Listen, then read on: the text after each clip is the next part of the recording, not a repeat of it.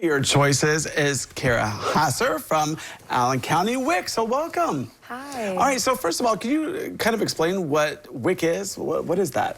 Yeah, so WIC is a program that's focused on providing nutrition education, breastfeeding support, and healthy foods to families. So we typically service those who meet our income guidelines, who are pregnant, postpartum, or have kids under the age of 5. All right, so you guys do a lot there and a lot of nutrition-based ideas and information. So speaking of ideas and information, you know, we've got the good food coming around, Thanksgiving dinners, Christmas dinners, you know, lots of good stuff. But how do we make some healthier choices? Yeah, so that is kind of what I wanted to talk about today. So obviously those holidays are focused on connection, family, but also food is a really big part of all of that.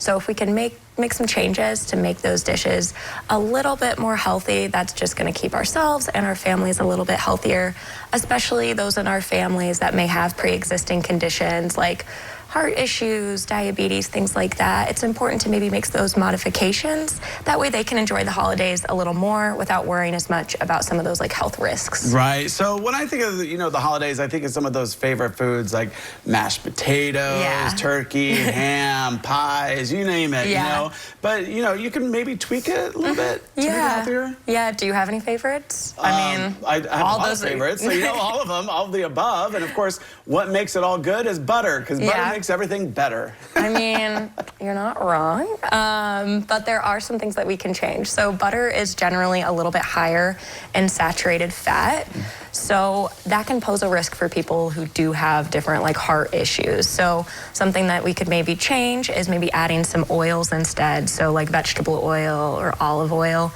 Those have some more healthy unsaturated fat, so maybe you could add that to like mashed potatoes or a casserole. You could mix it with butter if you really want the butter still, just to make it a little bit more heart healthy. Yeah, and then I also think, you know, a lot of the food that comes to our table, you know, that we buy already has salt included, so you might want to, you know, think about the different seasonings. Yeah, so something, again, like salt can sometimes be what we put a lot of that in a lot of our foods, so we could always add some more herbs like garlic, oregano, rosemary, stuff like that, to just add some more flavor while limiting the salt, because salt can sometimes pose a risk or need to be limited for those that have issues like high blood pressure and other things. Yeah, and then those other seasonings that you just mentioned, they taste so good. Yeah, and they can add a lot of flavor to foods without adding as much salt if you're, you know, using those a little bit more. Yeah, and what do you think about, like, you know, like